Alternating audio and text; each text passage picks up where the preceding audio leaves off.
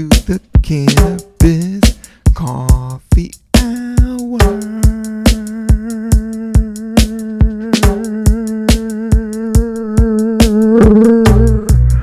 with your host, me, Rob Cantrell, coming back again and again for episode 215 on 4202023. Happy 420, everybody. It's 2003, and it's me, and it's you. We're gonna do it with a little more coffee, little more weed, little more happy. Yes, indeed. This is how we do it. This is how it's done. We start the show. It's all for fun. This is a podcast that I talk all kinds of stuff about cannabis and coffee. My life doing stuff, riding around, doing comedy, checking out art, checking out places, talking to people, drinking lots of water, drinking lots of coffee. Oh my God, I got the best coffee right now. The best. Happy 420, everybody. I can feel it's a good one. I'm feeling good. I hope you're feeling good. Right now I am drinking some Stumptown Indonesia. I've been to Indonesia, man. Indonesia is crazy. Bali's in Indonesia. I backpacked in 97. And Indonesia, I got some Bali coffee too the other day, and it's really good. So if you ever want to get a good bean to roast, I always try to medium roast. That's my style. That's my brand. But Indonesia, all around that area, I do seem to really like the coffee bean, and it goes with a medium roast. It's strong, it's little, it's beautiful and magnificent. The beans, the taste, and Stumptown just kills it. So it's just a good combination of a good company. This is the coffee cup. I got a fat bag of Indonesia Bays Penation Stumptown coffee. I got the subscription for Christmas from my brother-in-law, so I love it. Things are lining up right now. I think I have a sponsor on board for the coming episodes. So I'll roll that out. But it's like a community-based company, a community-based co-op in Brooklyn that has a space, and they're willing to share their space and for free coffee and free cannabis. So I think I'm going to start shooting everything over there. Watch out for the videos. Right now, this is a audio episode, audio fire, super fire emoji symbol, 420 plant symbol. I'm just talking in straight emojis right now.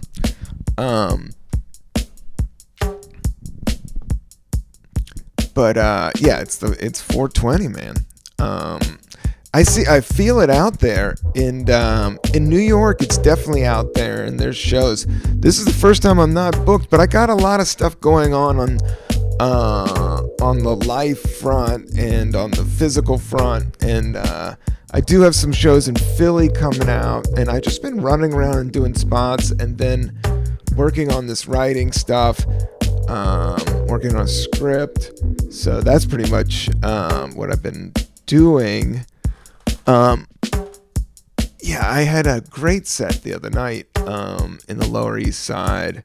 Shout out to Todd Modesay, the UGG show. That was at this little spot, and they put me right up, but the crowd was all there, and it was a good time. And I'm just working out all this material, and I can't wait to put it into a special. You know, I've never recorded a network special, and I have to say I'm one of the.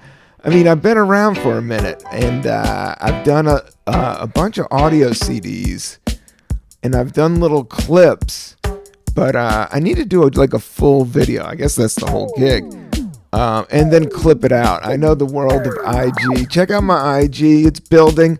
I don't mind IG. I killed my Twitter for, personal reasons. And it's a funky, mad, toxic internet life out there. These were a couple concepts I wanted to talk about. So I appreciate you liking, subscribing to the Cannabis Coffee Hour. I'm going to try to keep the vibe super high and super positive, and just put something out there into the universe. But it's not the universe, it's the internet. But it is kind of consciousness.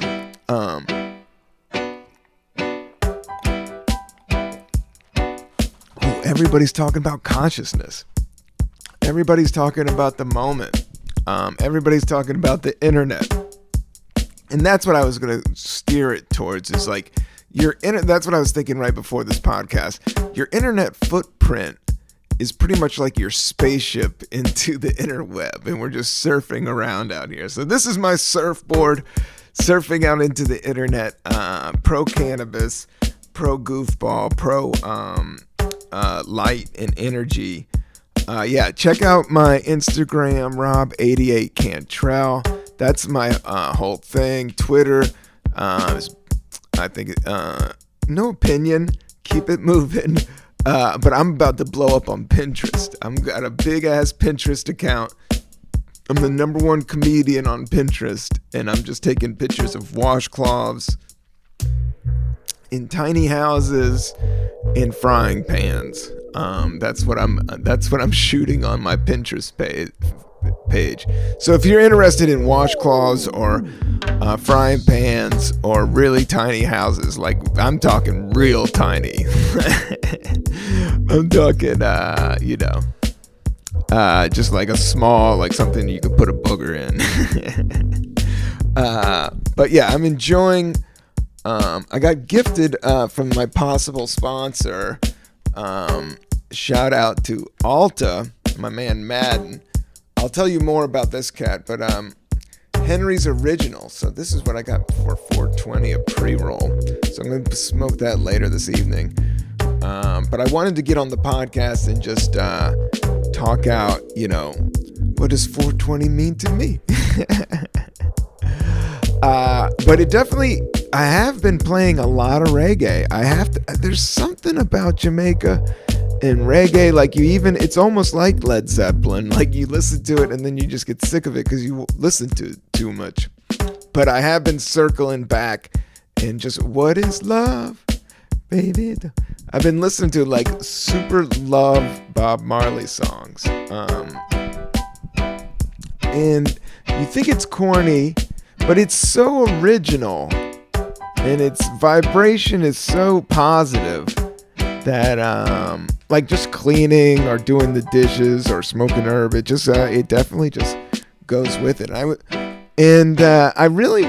am just honored. I'm psyched about this podcast. When we got to interview Jeanette Hazel on episode 210, if you want to check it out. Justine Hazel. My bad. I went back there. I'm trying to be more detailed oriented on the podcast. I need to brush it up. We're getting a sponsor, but I also want to keep it kind of DIY and funky fresh.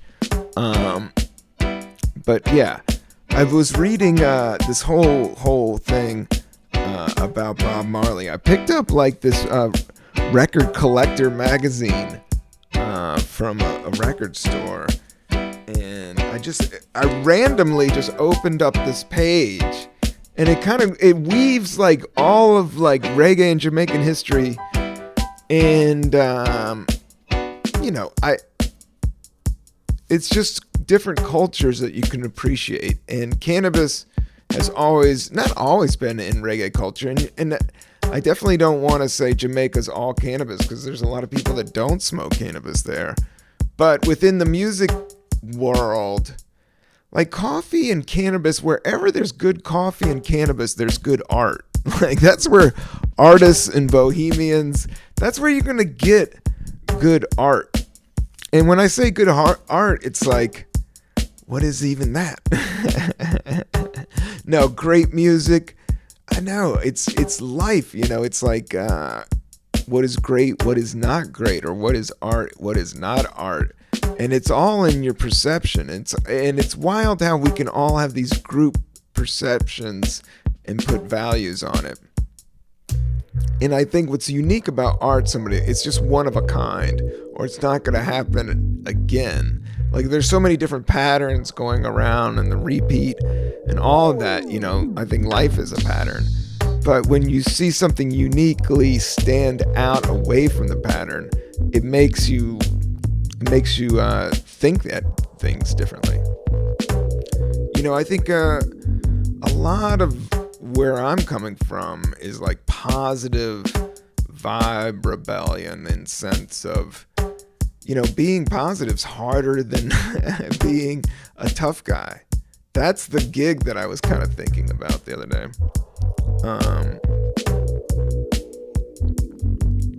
Like, who really is the tough guy with war and violence and stuff like that, or the person that turns away from it? But sometimes you gotta fight for your right, but maybe that's, internal. That's what I'm kind of digging at. I didn't get to do my meditation, but I did do 10 minutes. I just put on 10 minutes and I do gratitude. And sometimes the gratitude goes into what I'm trying to like manifest. What's that? Intention. So I like what I intend to do that day. All about today. And today I'm paying respect to the cannabis holiday that is 420 by reading about the Bob Marley One Love Experience immersive exhibition in Los Angeles. Through April 2023, Harder They Come 50th anniversary, Bob Marley and the Wailers Catch a Fire 50th anniversary. This is a trip because I was born in 1972. There's something wild about 72. Harder They Come and Catch a Fire both came out that year. Yeah, man. And that's like the year hip-hop became. Well, hip-hop is like 71, but it's right around that time. So I do feel like a kinship of growing with hip-hop culture and loving it from the start. As a young break dancer, I can consider myself a b-boy. I did break dance when that stuff was then at that time. That was my gig. If you don't know there's a story on my on my last stand-up album, Pure Uncut Joy. I thought it was on Spotify again, but it's not. My record label that I recorded that piece of material with, 800 Pound Gorilla. I love all those guys, but they're in some copyright royalty thing with Spotify, so it's not up there. So if you want to listen to my latest produced stand-up audio album, and I love it, it's recorded in a small room in Brooklyn called Pure Uncut Joy, and I recorded it right before the pandemic, like 2018, 2019. When it was recorded and released. So thank God that I just got that on wax. And I remember it's not perfect. The crowd isn't huge. It's a small little room, but I do like a full hour. And that's a feat in itself. As I'm rubbing my feet right now. A little bit of, I have these great pair of tie-dyed socks. I'm really into tie-dye. I don't like to wear a lot of tie-dye. I just would like to wear a little bit of tie-dye. So I'll wear some tie-dyed socks just to let everybody know. I definitely will throw down to some live Grateful Dead 1978 Cornell University. If you have a good recording of it, then I'll start dancing. I'll start doing the hippie shake. Those jam band shows are fun, I have to say.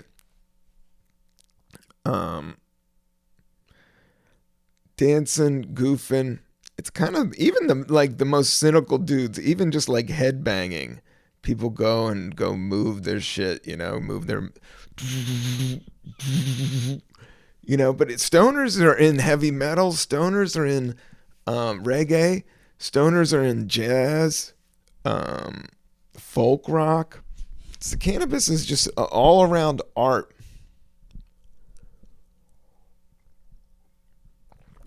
But you can overdo it. I definitely want to be mindful as I'm growing this. I'm going to try to just keep it as safe and simple. That's why I'm excited to be working with possibly rolling out with the Alta, which is this cannabis community that's working with artists to provide space and sponsorship for so I guess my podcast fit the bill, and I knew this going in, that it was a good idea. So, and all these little businesses are opening up, so yeah, I'm excited about that rolling out. We'll see how that all plays out. Because I just need a space to get more guests, and then just like a home spot, and then to cover the costs of product for each episode. So it's a win-win. So if you want to be a sponsor of the Cannabis Coffee Hour, contact at Rob Cantrell, or yeah, I think that'll do it. Hit me there, and I'll talk to you. But no freaks, no weirdos. Just pure nice cats. But I am headlining again in Philadelphia, and I've always had a good time in Philadelphia. Going back to the punchline, if you listen to this episode, I don't want to make it all about stand-up comedy, but I do want people that's listening to this to come out to shows, because I think you would enjoy it. If you're used to my voice now, I want to appreciate everybody that's been listening, that's into the cast. I'm into it. I love it. I believe in it. I think it's a fun little jaunt into exploration of the cannabis coffee space on the internet. Oh my God. This coffee's so good that I'm just drinking it black right now. I made it with my trusty coffee maker. What is it? I do the pour over. And the Chemex coffee maker. It's not even a coffee maker. It's just like a simple piece of glass. And I know it's kind of douchey, and like people think it's a little high-endy, but I do love this. It's the best. The taste is. I've been drinking coffee for so long now and loving it.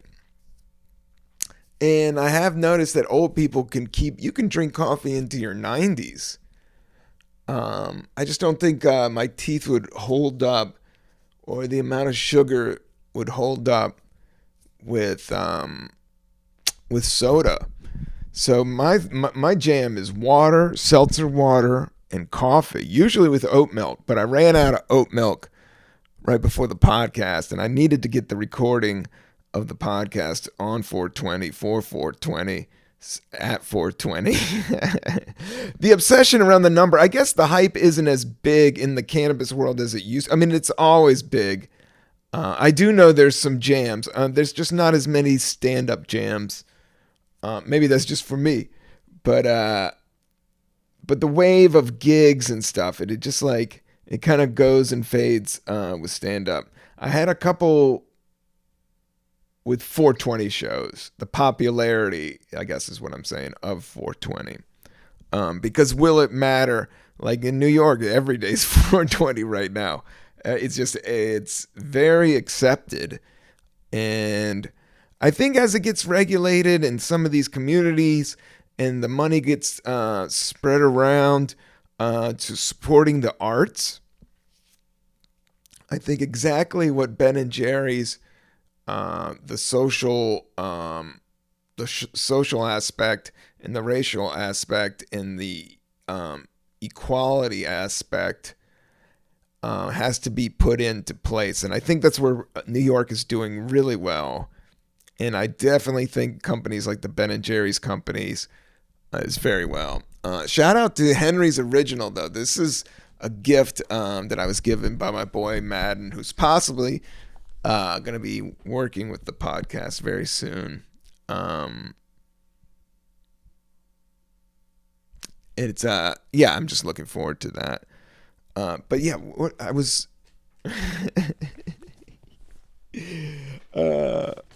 this is too funny. I lost my place while I was gonna read this this Bob Marley thing, which kind of ties. I guess what I'm saying is it kind of ties all these things together, and I just as again. It's just amazing how much music and how profound and just kind of a simple peace, love, do the right thing type of message, reggae music has.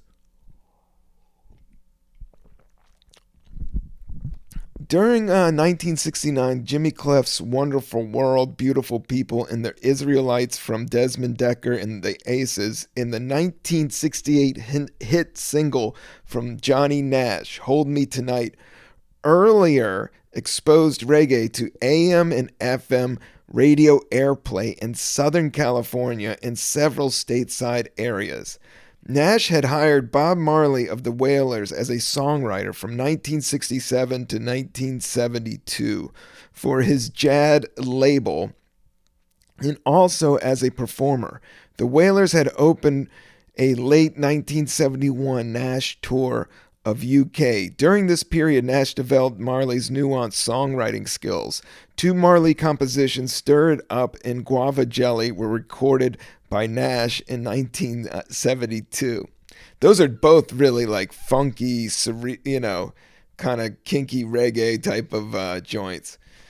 In the summer of 72, Nash, I Can See Clearly Now, he wrote that. Wow. I can see clearly now, the rain has gone. I can go over obstacles in my way. Pum, pum, pum.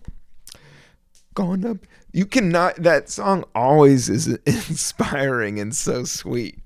Because things get dusty and then you just wipe them away and then it comes back. Let's see here.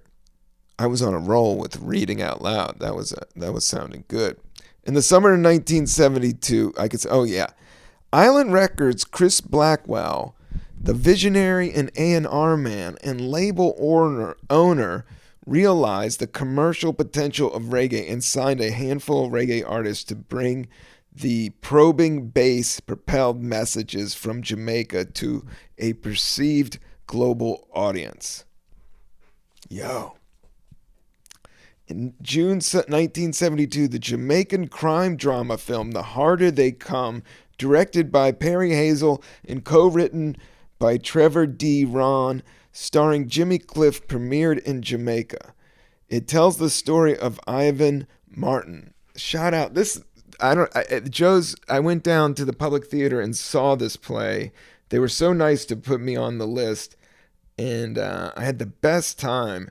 It is one of the more. It was better than, and I saw Hamilton. It was better than Hamilton because it was like a full reggae band and it was just a little bit low key, but then it was like a remake of a 70s film. And then it had it was just so brilliant.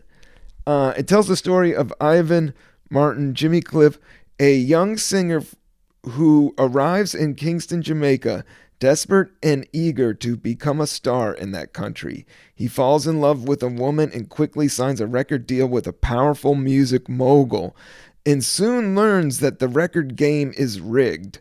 Angered and confident, Ivan becomes increasingly defiant and finds himself in a battle that threatens not only his life, but the very fabric of Jamaican society. Yeah, it is intense. The well-received film yielded a reggae soundtrack courtesy of Island Company that further positioned these intriguing, enticing sounds to the world. In November 1972, the year I was born, in the month, I caught the debut of Harder They Come in Hollywood at the Grumman Chinese Theater, where it screened as a part of Filmax, the Los Angeles International Film Exposition. The place was packed and the crowd loved it. That is sick, man. I did a little documentary one time years ago, and I showed it live, and it had like a bunch of my jokes in it. And just when you see other people react to your thing and getting laughs, like I definitely am excited to try to make not try. I am making more films and more cool content, and especially with this podcast. But I am going to be on an episode of Marvelous Mrs. Maisel coming up. It's episode 6.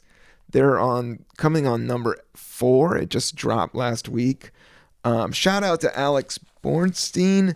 Her special is on Amazon Prime Video, and it's called Corsets and Clown Suits. And she's cool and super funny and super interesting, and just more of like a high level like vaudeville like actor almost.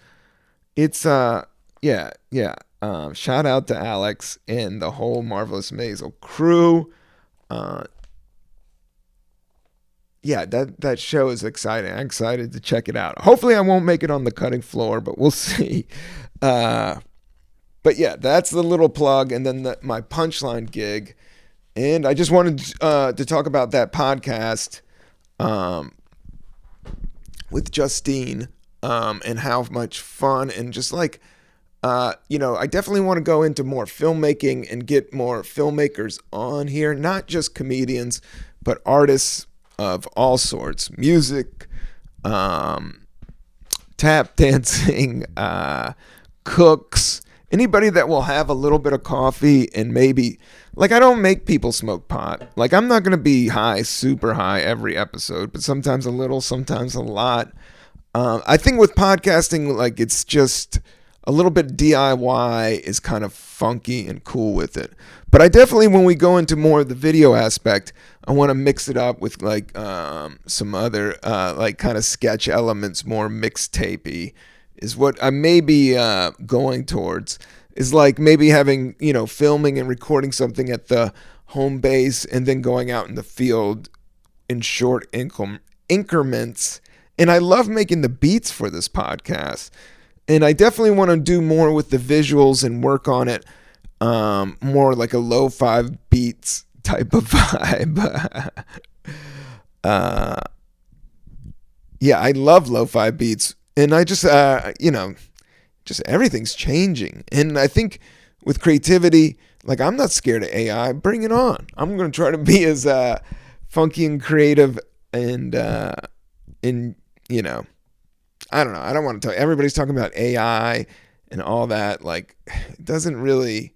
I think the more exposed we get to it, humans are going offline. Like, I was thinking about that, like how, like, just living at a simple cottage next to a nook, next to a little stream, no internet, just like, just bacon and beans and coffee and salt. And a fishing rod and a rifle. And that's going to be the plush luxury. I don't know about a rifle. I'm not a really big gun dude, but I'm not anti-hunting. And I do believe like people that are in touch with nature and a lot of hunter people, hunter women, and fishermen and fishermans understand nature, And I think the more people diverse intellect, just brain power. People, I mean, nature's so infinite. It's like anything. We don't even know that much about it. We think we know it. Well, we do know where it is and all around. The size of the planet and all that. But I think about those things. But then, just keeping it simple and being mindful in the moment, you kind of like cut out a lot of the noise. And that's kind of the thing I'm balancing with cannabis use, is cutting out the noise and being able to focus. I do know it helps people with ADHD, and I do find like I can clean better. I'm a little bit more peppy, just knocking out even some of this type of stuff with stand-up. I think I definitely work with it. And then doing podcasts, it definitely, because there is kind of a mundaneness after doing it over and over, but you have to do it over and over and able to get good and get the word out. I don't know. It's a fun experiment in doing this podcast, because I do love coffee. And I do love cannabis, and I love art, and I love health. Maybe I'm rambling because I didn't meditate today. I did 10 minutes of gratitude intention onto the notebook. But then they were like, everything's kind of meditation, like even making music, even doing this podcast. Staying within that space to keep on talking about, listening to a lot of reggae is, I guess, been my vibe. That's one way you can celebrate 420. And then also, maybe I'm going to take a big fat nap, and I'm going to play my guitar and do a little bit of work. I'm going to drink some water. Do you want to hear some of this? I'm going to play a little bit of guitar. This is dedicated to everybody that's stoned and likes to play guitar.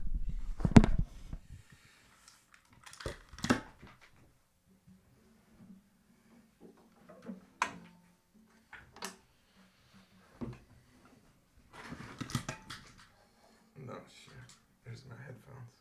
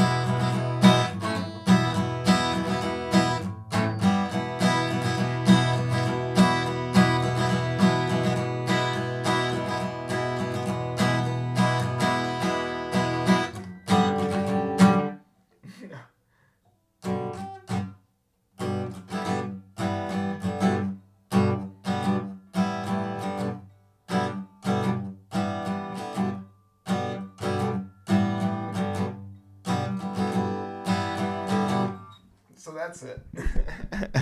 That's the type of stuff I work on.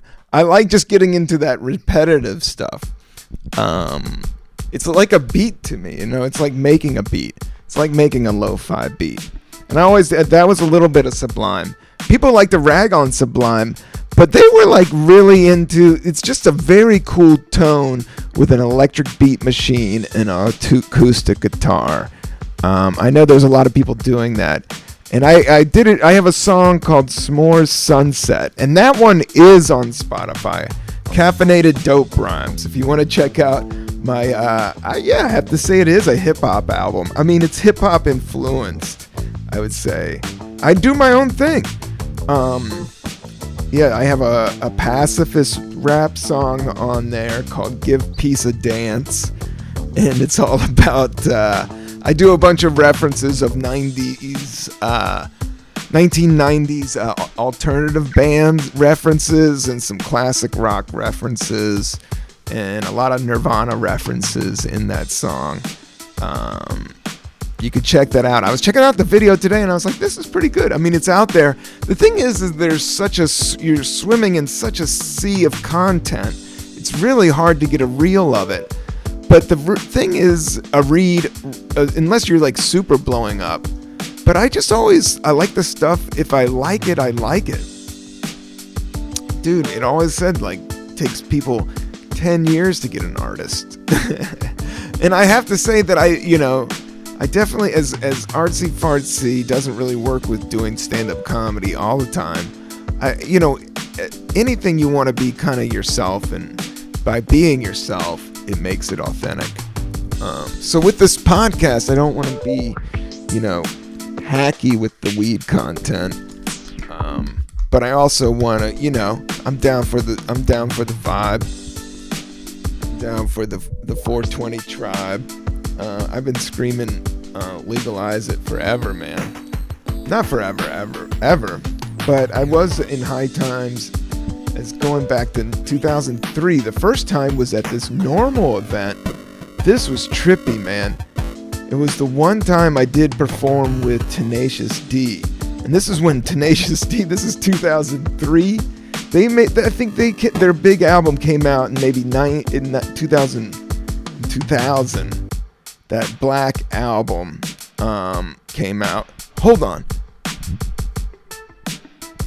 That first album, yeah, I did a show for Normal. It was Normal Festival, and it was right after I did Last Comic Standing, and it was right in Hollywood. And the headliners was Tenacious D, and then this band White Star, where it was Cisco Adler, and his dad was Lou Adler, who produced all these Cheech and Chong movies, a Hollywood legend. But he was even dating like Paris Hilton at the time. It was wild. But he had this band, it was called White Star, and it was kind of like a Led Zeppelin rock star band. But it was really good. They were good rock and roll. It definitely reminded me of like Led Zeppelin. Not Led Zeppelin, it was like Led Zeppelin meets Van Halen somewhere in the middle.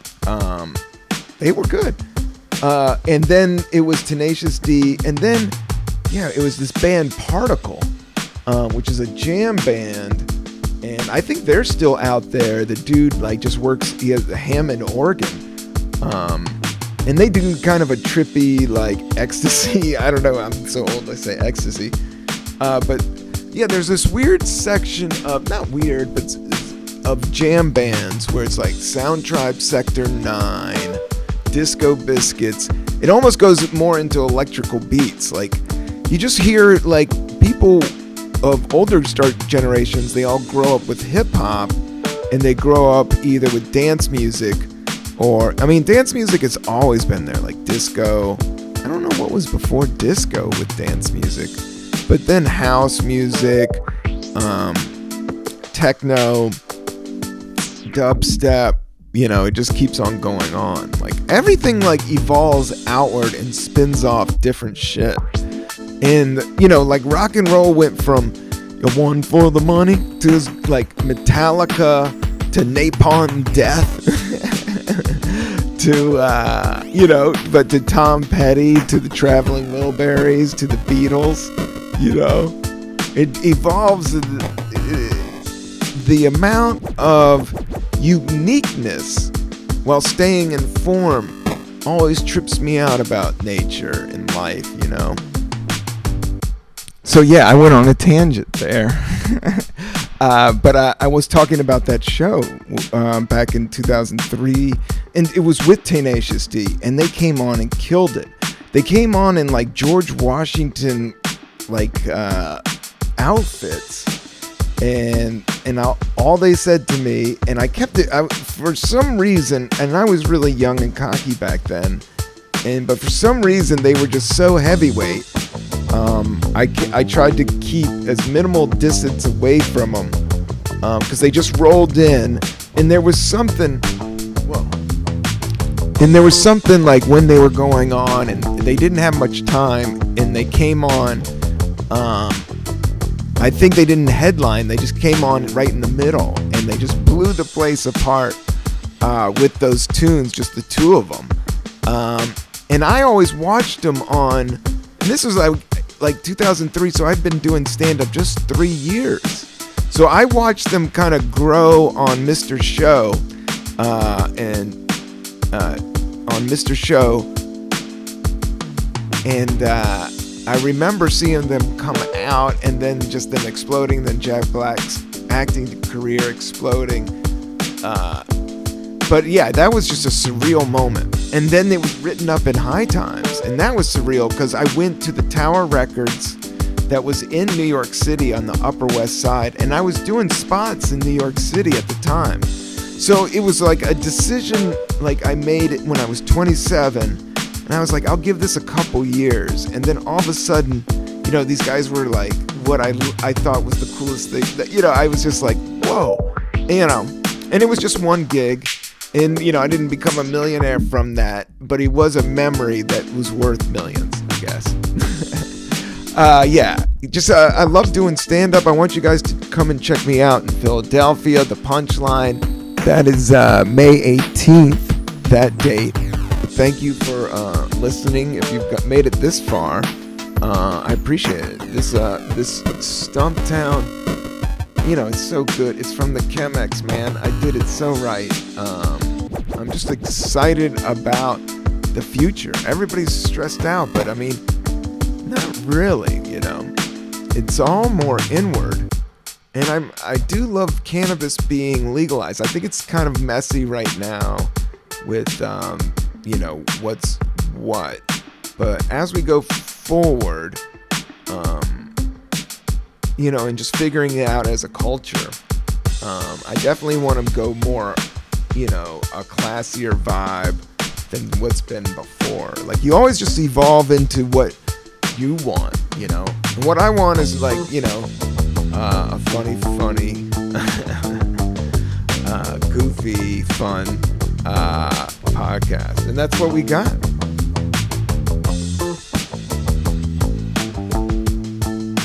Yep, happy 420, everybody. I'm going to sign out with that.